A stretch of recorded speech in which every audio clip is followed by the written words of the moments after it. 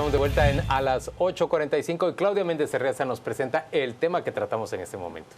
Vamos a hablar de esa captura que dio de qué hablar, pero apenas se discutió por la magnitud de los otros hechos que fueron denunciados el fin de semana. Es Antonio Coro, que se encuentra guardando prisión bajo cargos que le responsabilizan de la tragedia y la muerte de al menos 186 personas en el Cambrai. Nos acompañan acá en el estudio Alejandro Maldonado, el director de Conred, y también Gerson López, secretario ejecutivo de la Asociación Nacional de Municipalidades. La pregunta que yo quiero hacerle a Gerson López de entrada es, cuando Antonio Coro dice que él no tiene ninguna responsabilidad, ¿cuál es el eco que se escucha entre los alcaldes del país? Bueno, muy buenas noches. El eco que se hizo fuerte ese día es que si la noche del pasado viernes hubiera sucedido un terremoto en el país, al día siguiente hubiéramos tenido 338 alcaldes, que la mayoría tomó posesión ese día, sujetos a un proceso penal. Estamos claros que ante un evento natural es limitada o escasa la responsabilidad de los gobiernos locales, toda vez que se trata de un hecho totalmente impredecible que escapa a todas las calidades técnicas que desarrollan los gobiernos locales. Alejandro, este era un hecho totalmente impredecible, no podía preverse que iba a ocurrir un deslave como el que terminó sepultando a tantas personas en el Cambrai. Bueno, no del todo cierto. Realmente sí se sabía que había una alta susceptibilidad, no solo de deslaves en esa cuenca y en ese punto en particular. Había también un problema serio con el río Pinula, que ya habían sido identificados y se había presentado un informe adecuado. Lo que esos informes hacen es un estudio probabilístico, es decir, hay una muy alta probabilidad de que se dé un evento. Y por consiguiente se considera que la zona es tan peligrosa que está dentro de una declaratoria de alto riesgo. Lo que no podemos hacer es un estudio determinístico de saber tal fecha a tal hora va a ocurrir el evento. Pero ese estudio respecto a que era previsible que se produjera un evento de ese tipo, aunque quién sabe en qué fecha, ¿ya lo había establecido Conred? Sí, efectivamente, en dos maneras. Número uno, porque ahí han habido una serie de eventos que se data de los años 90, también en el 2010 se da otro problema en el lugar, pero en el 2001 se hace una declaratoria de alto riesgo que cubre toda la cuenca, incluyendo los afluentes de ese sector. ¿Y no debió Conred entonces ser suficientemente estridente o suficientemente alarmista para exigir a la municipalidad de toda la zona que impidiera a la población de una zona en riesgo? Sí, aquí hay dos cosas que son muy importantes. Efectivamente, la ley es muy clara al decir de que se declara una zona de alto riesgo, automáticamente queda prohibida toda inversión y todo apoyo que se le pueda dar, tanto del sector público como del sector privado, en un área que haya sido declarada de alto riesgo. Eso tiene una serie de implicaciones en cuanto a desarrollo de proyectos, en cuanto a habitabilidad y a una serie de otros elementos. Pero lo que sí es importante es de que nosotros hemos presentado constantemente mapas de amenaza y de riesgo por diferentes eventos. Por ejemplo, en el caso de deslizamientos, un poquito menos del 50% del territorio guatemalteco está en bajo, medio o alto riesgo de deslizamientos. En el tema de inundaciones está un poquito más abajo de eso, está alrededor del 46%. Pero en el área sísmica, pues también tenemos un fuerte porcentaje del territorio nacional. Si Conred solo diera la opción de trasladar las comunidades, pues prácticamente tendríamos que trasladar a todo el país. Entonces, sabiendo que son estudios probabilísticos, no determinísticos, pero que hay una muy alta probabilidad de que va a ocurrir un evento, entonces se da un abanico de opciones para las autoridades municipales, que son las que tienen que gestionar el territorio. Dentro de esas está la primera opción, que es trasladar a la población. La segunda opción que se les da es realizar estudios técnicos científicos para ver si hay medidas de mitigación que permitan poner a salvo la vida de las personas sin necesidad de tener que trasladarlas. Y al final son estudios que se tienen que hacer directamente por las comunidades, pero que tienen que tener también una participación de la propia población. Yo me quiero referir a uno de los primeros argumentos que él explicó y es el que tiene que ver no con la responsabilidad que pueda tener un alcalde sobre un desastre o un evento natural que está fuera del alcance de sus manos dominar, pero sí a la responsabilidad que tienen las municipalidades, lo dijo él, y que la ley los vincula tanto al sector público como al sector privado a no invertir y a no desarrollar proyectos habitacionales en zonas declaradas de alto riesgo. No puede responsabilizarse a una autoridad municipal por conceder licencias en lugares donde todas las alarmas decían prohibido habitar, prohibido construir, prohibido desarrollar.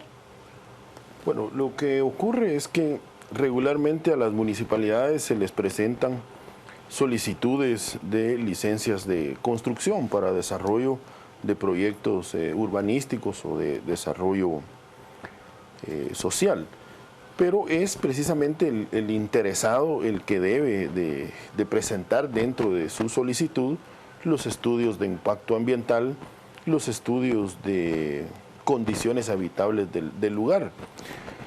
Muchas municipalidades tienen dentro de su reglamento la exigencia de todas estas normas, pero sigue siendo un tema amplio, por ejemplo, el ordenamiento territorial, que es sencillamente el instrumento técnico que nos sirve para que los municipios vayan creciendo de una manera ordenada y que vayan creciendo de acuerdo a lo que el territorio les está permitiendo. Gerson, pero su impresión al final es que no es el alcalde, no es la municipalidad la responsable de que se encuentren en riesgo los ciudadanos, es Conred. ¿Quién debería ser responsable de alertar a las personas de que habitar en cierto punto le pone en un alto grado de vulnerabilidad? O de restringir ese tipo de construcciones. Impedir que lo hagan, impedir que construyan ahí. ¿Quién es el responsable? Sí, yo creo que ha habido importantes avances en estos últimos meses, especialmente con el director ejecutivo de la Conred, en donde hemos estado coordinando varias acciones conjuntas. Una de ellas ha sido la de instruir a los alcaldes que tomaron posesión el pasado 15 de enero en un evento que realizamos conjuntamente a finales del año pasado. Y yo creo que en la medida que vayamos teniendo una comunicación directa, vamos a lograr permitir que previo a autorizar un desarrollo urbanístico se cuente con un dictamen de Conred y por supuesto del INSIBUME, que científicamente es el que nos debe de proveer. Y, por ejemplo, cuando se abre un agujero como el que se abrió en el barrio San Antonio, que se llevó, corríjame por favor, a 3 personas, ¿ahí hay responsabilidad de la municipalidad, hay responsabilidad del municipio o tampoco en ese caso cree usted que debe haberlo? Bueno, yo creo que aquí también sucedió un fenómeno que nadie esperaba, se dio un hecho repentino en donde prácticamente la municipalidad no tuvo ninguna participación porque se trata de una vía pública donde hace mucho tiempo se construyó una arteria.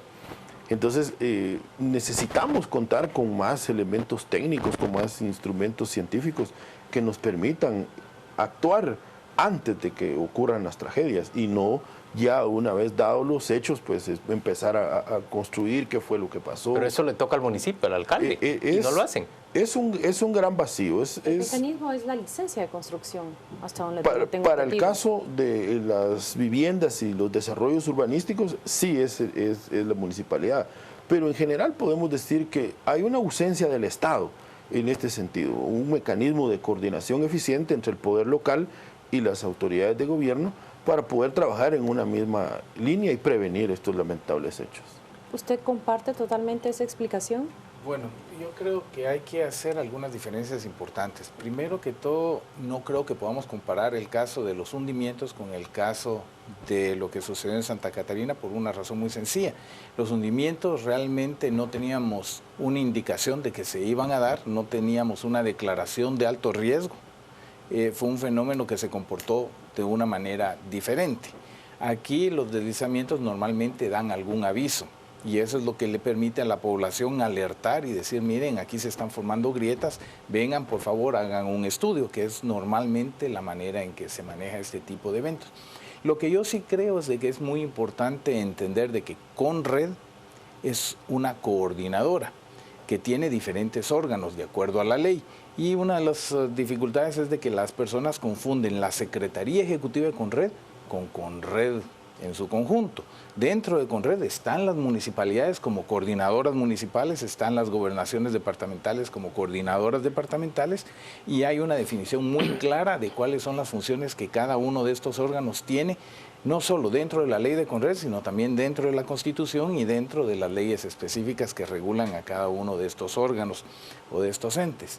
Efectivamente, el tema que nosotros creemos y es el énfasis que nosotros estamos haciendo es que Guatemala es el cuarto país de mayor riesgo a nivel mundial. Es una situación alarmante, pero también vergonzosa. No puede ser de que seamos un país que esté tan expuesto al impacto de los desastres. Siendo esto así, y el impacto que tiene en pérdida de vidas humanas y en el costo económico, representa el principal obstáculo que tenemos como país para el desarrollo. Y ustedes van a ver que hay temas que no los podemos desvincular, como es la pobreza, el desarrollo, el impacto de los desastres y el impacto del cambio climático. Mientras en Guatemala no trabajemos estos 4 temas de manera integral, vamos a seguir teniendo una problemática porque vamos a estar invirtiendo en crear más riesgo, en crear más peligro. Y de ahí es donde viene la importancia de que cada uno de los actores que forman parte de Conred, como el caso de las municipalidades, estén adecuadamente capacitados y entrenados y que le den la seriedad y la importancia al tema. A ver, pero somos una sociedad organizada.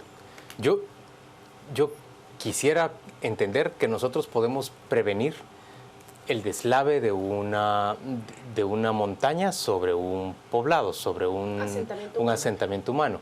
Quisiera creer también que podemos tener un estudio del subsuelo guatemalteco y establecer dónde se generan cavernas, dónde hay colectores que pueden contribuir a generar esas cavernas o a propiciar esas cavernas y, digamos, tomar medidas precautorias.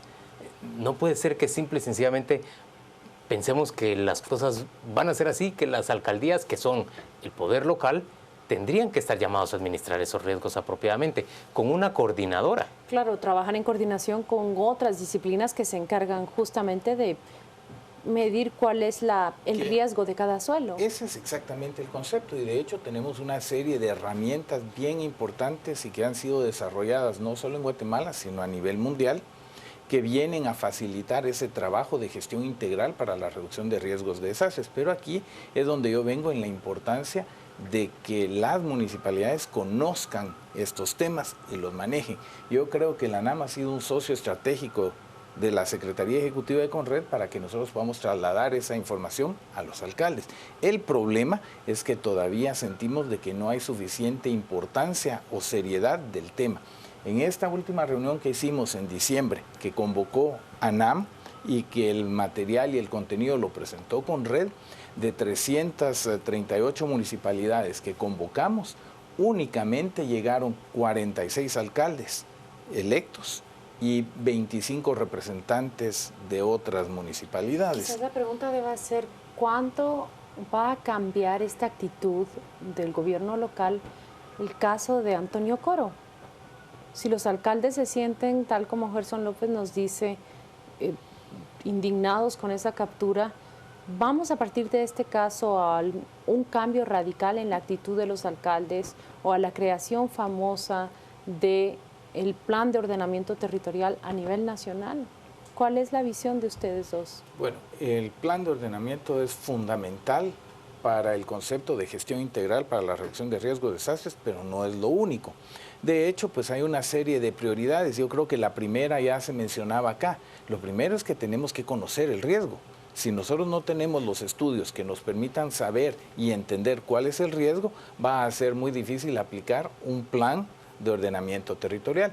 Y es precisamente ahí donde nosotros en esta reunión del 15 de diciembre le entregábamos a cada uno de los alcaldes electos un mapa de la susceptibilidad de deslizamientos en su municipio y de la susceptibilidad de inundaciones en su municipio, para que ellos tomaran esa base técnico-científica y empezaran a trabajar en un plan de ordenamiento territorial para ir regulando dónde sí se puede autorizar la construcción y dónde sería preferible ya no fomentar la construcción y poco a poco ir trasladando o implementando las medidas de mitigación. Gerson, en resumidas cuentas, ¿ustedes creen que Tono Coro no es responsable de lo ocurrido en el Cambray? Nosotros estamos totalmente convencidos. ¿Y quién es responsable o nadie es responsable? Que no se puede culpar a un funcionario local por el hecho de un desastre natural. Creemos también importante que exista una adecuada coordinación y comunicación con instituciones de gobierno como Conred y el INSIBUME. Si bien es cierto, las municipalidades tradicionalmente han sido prestadoras de servicios, también es importante decir que en los últimos años hemos dado un giro para convertirnos también en agentes de desarrollo. Y justamente el tema de prevención de los desastres está hoy sobre la mesa de trabajo de los alcaldes. Aunque en el evento de diciembre no tuvimos una muy buena convocatoria, es importante decir que estos funcionarios aún se preparaban para recibir su cargo el pasado viernes. Estamos convencidos de que a partir de ahora ellos van a comenzar a recibir una adecuada orientación y una asesoría por parte de la ANAM para conocer ese mapa de riesgo de su municipio y encontrar a través de la Conred la documentación técnica que les permita saber en dónde sí se pueden autorizar licencias de construcción y en dónde no, con efecto de ir previniendo estos desastres. Ustedes saben que si prospera el antejuicio que ha planteado el Ministerio Público en contra del actual alcalde de Santa Catarina Pinula, es también previsible que él pueda terminar en prisión, como el señor Coro. Sí, naturalmente es lo que busca la solicitud de antejuicio, buscar algún tipo de responsabilidad que, como vuelvo a repetir, es en todo caso también una responsabilidad compartida, porque el tema es que si bien es cierto, hay una declaratoria, hay una alerta, el problema es cómo convencer a los vecinos que se tienen que retirar de este lugar. De aquí nos llama mucho la atención, por ejemplo, en un antecedente que hubo en el 2012 en el Cerro Alush, en Misco, en donde se hizo la alerta, pero también se hizo el traslado. Alejandro, pero ahí tendría... Son todavía vecinos que están en los albergues. Hoy mismo denunciaba un periódico que no salen de ahí y no han sido atendidos. Alejandro, pero tiene que haber coercitividad de parte del Estado para sacar a las personas del sitio donde están en riesgo. Bueno, efectivamente hay lagunas legales que se cuentan y de hecho pues nosotros hemos publicado en la revista científica Conred, que acaba de salir el primer número hace pocos días, un análisis muy interesante de si se podría volver a dar una situación como la de Cambray. Y el autor de este artículo menciona pues algunas lagunas legales, pero el caso de Misco, del Cerro Alush, es muy interesante porque ahí hubo una participación muy activa de las autoridades locales que fueron de puerta en puerta a hablar con los vecinos y luego pues nos vemos con esa situación que yo les mencionaba. Las señales de advertencia, los precursores de ese deslizamiento son mucho más preocupantes que los que se tenían en Cambray. No sé si ustedes han tenido la oportunidad de estar ahí en el Cerro Alush, pero ya el escarpe, el asentamiento diferencial es de varios metros, muchas viviendas rajadas y dañadas, la situación muy alarmante, pero el cerro no se ha venido. El Cerro Lec en Sololá se tardó 4 años después de que empezó a dar señales de advertencia en colapsar, mientras que el Cerro Los Chorros fue un colapso mucho más rápido de lo que se había anticipado. Entonces, aquí lo que es importante es hacer la gestión con las comunidades para trasladarlos a una zona segura o implementar las medidas de mitigación que sean pertinentes. Señores, gracias a ambos por su participación en A las 8:45. Vamos rápidamente a presentarles los deportes en esta noche y muy pronto con Juan Carlos Sandoval en a las 10 p.m. la discusión de los hechos más importantes por medio de las redes sociales. Feliz noche. Los deportes.